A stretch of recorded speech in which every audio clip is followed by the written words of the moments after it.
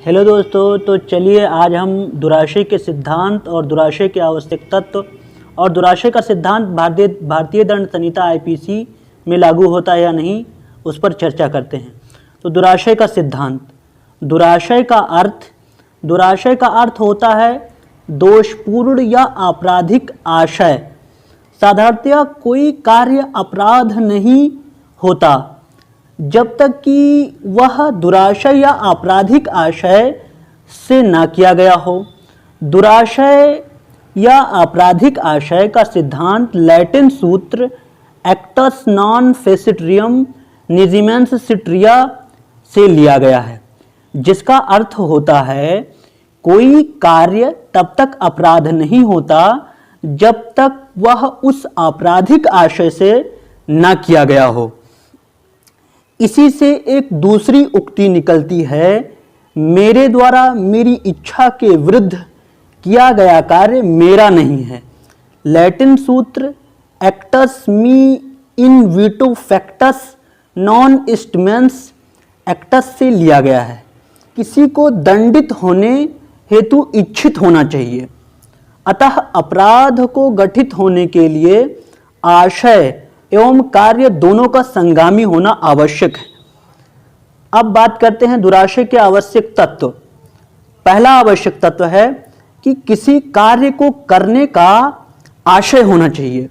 दूसरा आवश्यक तत्व है कि उन परिस्थितियों का ज्ञान होना चाहिए जो उन्हें दोषपूर्ण बनाती हैं। तो दुराशय के आवश्यक तत्व में एक केस है स्वीट बनाम पार्सले 1969 का है। इस मामले में अभिमत व्यक्त किया गया कि कोई भी अपराध बिना दुराशय के नहीं किया जा सकता है। दूसरा केस है, इसमें गुजरात राज्य बनाम आचार्य Devendra Prasad ji Pandey all India report का है।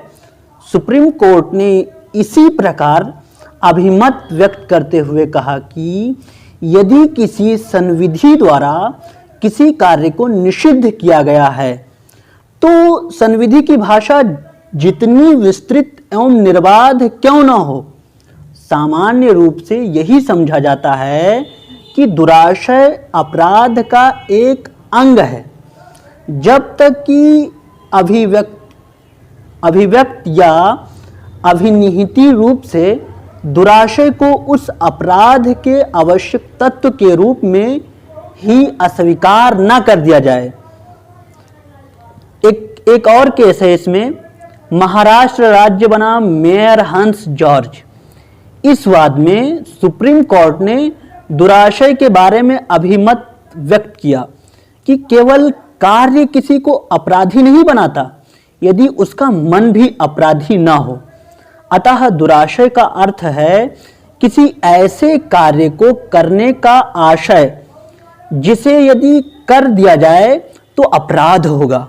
उदाहरण के तौर पर देखते हैं, ए यदि अपने मन में बी की हत्या की योजना बनाता है परंतु इसके आगे कुछ नहीं कर पा रहा है, इस प्रकार ए द्वारा बी की हत्या करने हेतु बनाई गई योजना दुराशय तो है परंतु अपराध नहीं है और ना ही दंडनीय होगा।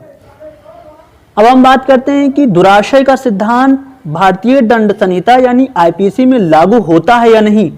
तो भारत में सामान्यतः सभी कार्यों को अपराध माना जाता है, चाहे वे कार्य दुराशय से किए गए हों अथवा नहीं। इस प्रकार भारत में दुराशय के सिद्धांत को कोई विशेष महत्व नहीं दिया गया है।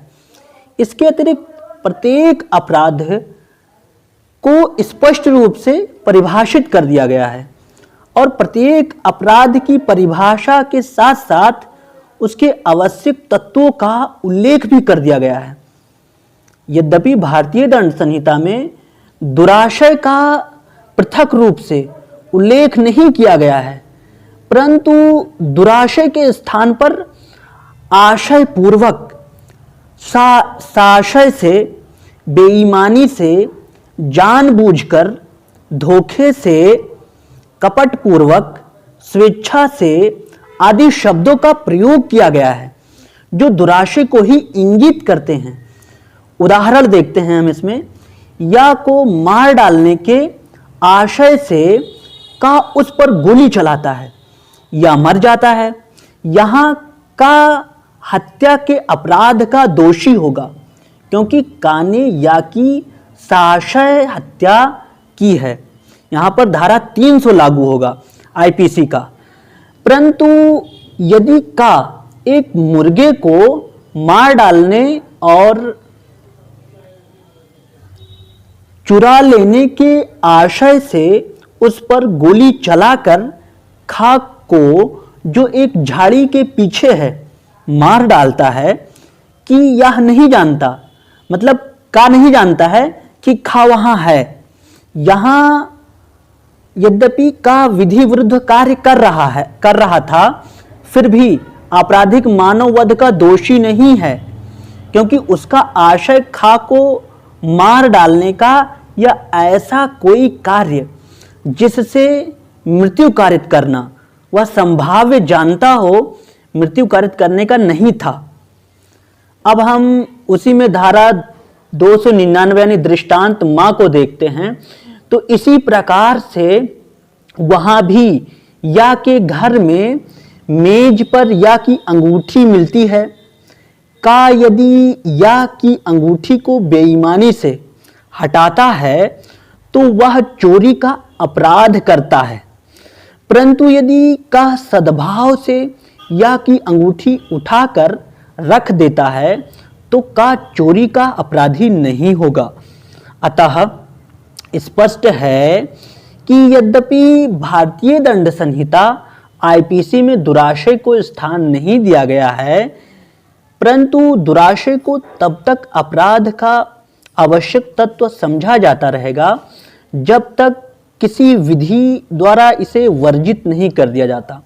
जैसे सुप्रीम कोर्ट ने केस नाथूलाल बनाम मध्य प्रदेश राज्य 1966 और दूसरा केस निवास मलल बनाम एम्परर में कहा कि भारत में जब तक किसी अधिनियम द्वारा स्पष्ट रूप से दुराशय को अपवर्जित यानी मना नहीं कर दिया जाता, तब तक ऐसे अधिनियम जो किसी अपराध के बारे में बताते हैं उनका निर्वचन यानी व्याख्या दुराशय के आधार पर किया जाएगा।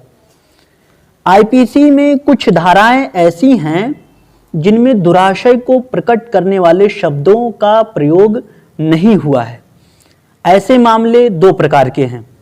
पहले हैं कुछ कृत्य तथा उसके परिणाम पूरे समाज या राज्य हेतु इतने हानिकारक हैं कि उनको कारित करने के आशय के अभाव में भी दंड देना उचित एवं श्रेयस्कर समझा गया। जैसे भारत सरकार के विरुद्ध युद्ध करना। अब दुराशय के सिद्धांत के कुछ सामान्य अपवाद भी हैं। तो पहला अपवाद है लोक अपदूषण, दूसरा अपवाद है दीवानी प्रक्रिया, तीसरा है कठोर दायित्व, चौथा है मामूली जुर्माने में दंडनीय ऐसे अपराध जिनमें दुराशय जानना असंभव है। आदि कार्यों में दुराशय का होना आवश्यक नहीं है।